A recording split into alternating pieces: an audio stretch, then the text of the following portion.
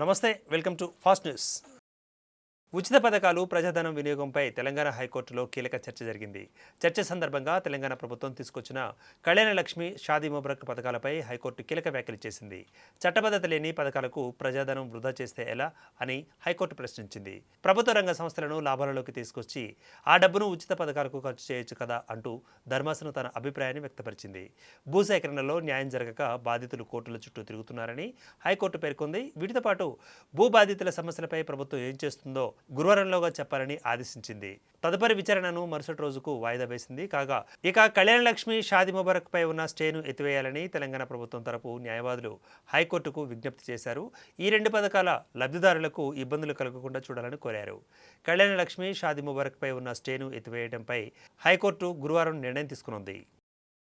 ఇక తెలంగాణలో సినిమా టికెట్ల రేట్లపై ప్రభుత్వం కీలక జీవో జారీ చేసింది. కొత్తగా స్పెషల్ థియేటర్స్ కేటగిరీని తెలంగాణ ప్రభుత్వం ఏర్పాటు చేసింది. 2K, 4K స్క్రీన్లకు special category వర్తించనుంది. ప్రతి థియేటర్లో 25% నాన్ ప్రీమియం సీట్లు ఉండాలని ప్రభుత్వం ఆదేశించింది. ఉదయం 8 గంటల నుంచి రాత్రి 1 గంట వరకు 5 షోలకు అనుమతిచ్చింది. చిన్న సినిమాలకు ప్రతిరోజు ఒక షో తప్పనిసరిగా ఉండాలంటూ స్పష్టం చేసింది. 100 కోట్లకు పైబడిన సినిమాలకు ప్రభుత్వం సూపర్ హై బడ్జెట్ హోదా కల్పించింది. తొలి 10 రోజులు టికెట్ ధరలు పెంచుకునే అవకాశం కల్పించింది. ఇక వీటితో పాటు టికెట్ ధరల పెంపుతో వచ్చిన ఆదాయంలో కొంత శాతం కార్మికుల సంక్షేమ నిధికి విరాళంగా ఇవ్వాలని షరతు పెట్టింది. కార్మిక సంక్షేమ నిధికి ₹1 కోటి వరకు విరాళం తప్పనిసరి చేసింది. ఇక పోక్సో కేసులో నిందితుడిని వేధించి చిత్రహింసలకు గురి చేశారన్న ఆరోపణల నేపథ్యంలో రాయదుర్గం పోలీసులకు రాజేంద్రనగర్ కోర్టు నోటీసులను జారీ చేసింది. రిమాండ్ సమయంలో నిందితుడి ఒంటిపై గాయాలను న్యాయవాది కోర్టుకు చూపించారు. దీంతో రాజేంద్రనగర్ కోర్టు తక్షణమే నిందితుడిని విడుదల చేయాలని పోలీసులను ఆదేశించింది. నిందితుడిని వేధింపులకు గురి చేసిన అంశంపై షోకాజ్ నోటీసులను జారీ చేసింది. 3 రోజులుగా వివరణ ఇవ్వాలని రాయదుర్గం పోలీసులను కోర్టు ఆదేశించింది. నిందితుడి రిమాండ్ రిజెక్ట్ చేస్తూ బెయిల్ మంజూరు చేసింది. ఇక మంత్రి కొండా సురేఖ కుమార్తె కొండా సుస్మిత చేసిన వ్యాఖ్యలు తెలంగాణ కాంగ్రెస్లో చర్చనాంశంగా మారాయి. సీఎం రేవంత్ రెడ్డి ప్రతిష్టను దెబ్బతీసేలా సుస్మిత వ్యాఖ్యలు ఉన్నాయని కాంగ్రెస్ క్రమశిక్షణ కమిటీ చైర్మన్ మల్లు రవి తీవ్రంగా ఖండించారు. పార్టీకి సంబంధించిన లక్ష్మణ రేఖను ఎవరు అతిక్రమించినా చర్యలు తప్పవని మల్లు రవి స్పష్టం చేశారు.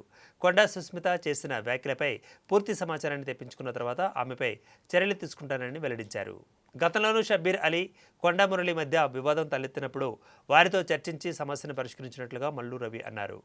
ఇక ఇటీవల కాంగ్రెస్ నేత రాజగోపాల్ రెడ్డి చేసిన వ్యాఖ్యలపై ఇప్పటికే నోటీసులు జారీ చేసినట్లుగా వెల్లడించారు. క్రమశిక్షణ కమిటీ చైర్మన్గా బాధ్యతలు చేపట్టినప్పటి నుంచి పార్టీ నాయకుల మధ్య తలెత్తిన వివాదాలను పరిష్కరించినట్లుగా మల్లు రవి తెలిపారు. ఈ క్రమంలోనే కొండా సుస్మిత వ్యవహారంపై తెలంగాణ కాంగ్రెస్ ఇన్ఛార్జ్ మీనాక్షి నటరాజన్ ఆరా తీశారు. ఈ వ్యవహారంపై పూర్తి వివరాలతో నివేదిక ఇవ్వాలని పీసీసీ చీఫ్ను కోరారు. దీంతో సుస్మితపై కాంగ్రెస్ అధిష్టానం ఎలాంటి నిర్ణయం తీసుకుంటుందన్న దానిపై ఉత్కంఠ నెలకొన్నది. మాజీ మంత్రి సిద్దిపేట ఎమ్మెల్యే తనేరు హరీష్ రావుకు సంబంధించిన కోకాపేటలోని నివాసం వద్ద పోలీసులు భారీగా మోహరించారు. సనత్ నగర్లోని టిమ్స్ ఆసుపత్రిని సందర్శించేందుకు హరీష్ రావుకు పిలుపునిచ్చారు. ఇదే నేపథ్యంలో పోలీసులు ముందస్తు చర్యలు చేపట్టారు. ఈ క్రమంలో ఆయనను హౌస్ అరెస్ట్ చేశారు పోలీసులు. హరీష్ రావు నివాసం వద్ద పోలీసుల బందోబస్తు కొనసాగుతోంది.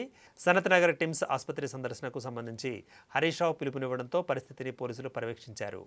కోకాపేటలోని ఆయన నివాసం వద్దకు పోలీసులు చేరుకోవడంతో రాజకీయ వర్గాలలో ఈ పరిణామం చర్చనీయాంశంగా మారింది. Harish Rao house arrest వార్తతో BRS శ్రేణులు ఆందోళన చెందారు. జల్సాలకు డబ్బుల కోసమే ప్రిన్సిపల్ రూపారెడ్డిని 2 మైనర్ విద్యార్థులు హత్య చేశారని జిల్లా ఎస్పీ శరత్ చంద్ర పవార్ వెల్లడించారు. బుధవారం నల్గొండ విలేకరుల సమావేశంలో ఈ హత్యకు సంబంధించిన వివరాలను ఆయన వెల్లడించారు. నిందితుల నుంచి రక్తంతో తడిచిన ₹1,54,000 నగదుతో పాటు ఐఫోన్ను స్వాధీనం చేసుకున్నట్లు తెలిపారు. 15 రోజుల క్రితం హాస్టల్లో ఈ విద్యార్థుల బ్యాగ్లో సెల్ ఫోన్తో పాటుగా నగదు దొరకడంతో స్కూల్ ప్రిన్సిపల్ రూపారెడ్డి వారిని మందలించారని తెలిపారు. ఈ విషయాన్ని వారి తల్లిదండ్రుల దృష్టికి ఆమె తీసుకువెళ్లారని పేర్కొన్నారు. ఇదే నేపథ్యంలో ప్రిన్సిపల్ రూపారెడ్డిపై వారిద్దరూ పగ పెంచుకున్నారని అన్నారు. అయితే వారిద్దరిలో ఒకరు మద్యానికి బానిసగా మారారని, దీంతో ముందే ప్లాన్ ప్రకారం రెక్కి నిర్వహించి ఘాతుకానికి పాల్పడ్డట్టుగా ఎస్పీ పేర్కొన్నారు. ఇక యూట్యూబ్లో డబ్బులు సంపాదించడంపై ప్లాన్ వేసుకుని ప్రిన్సిపల్ రూపారెడ్డి ఇంట్లో చోరీ చేశారని వివరించారు. బీఆర్ఎస్ మాజీ ఎమ్మెల్యే రేగా కాంతారావుకు తెలంగాణ హైకోర్టులో ఊరట లభించింది. ఆయనపై పంజగుట్ట పోలీస్ స్టేషన్లో నమోదైన కేసును హైకోర్టు కొట్టివేసింది. తనపై నమోదైన ఎఫ్ఐఆర్ను రద్దు చేయాలని కోరుతూ రేగా కాంతారావు దాఖలు చేసిన క్వాష్ పిటిషన్పై విచారణ జరిపిన న్యాయస్థానం కేసులో ప్రాథమిక ఆధారాలు లేవని పేర్కొంటూ ఎఫ్ఐఆర్ను రద్దు చేసింది. యూట్యూబ్ ఛానల్ నిర్మాణం పేరుతో పరిచయం పెంచుకొని పెళ్లి చేసుకుంటానని నమ్మించి లైంగికంగా వేధించారంటూ ఓ యువతి రేగా కాంతారావుపై ఫిర్యాదు చేసిన విషయం తెలిసిందే. ఈ ఫిర్యాదు ఆధారంగా పంజగుట్ట పోలీసులు కేసు నమోదు చేసి దర్యాప్తు ప్రారంభించారు. ఎలాంటి ఆధారాలు లేకుండా తనపై కేసు ఎలా నమోదు చేశారంటూ కూడా ఎఫ్ఐఆర్ రద్దు చేయాలంటూ హైకోర్టులో పిటిషన్ దాఖలు చేశారు రేగా. ఈ పిటిషన్పై విచారణ చేపట్టిన హైకోర్టు కేసులోని అంశాలను పరిశీలించి సరైన ఆధారాలు లేవంటూ అభిప్రాయపడింది. దీంతో పంజగుట్ట పోలీస్ స్టేషన్లో నమోదైన కేసును కొట్టివేస్తూ ఆదేశాలు జారీ చేసింది.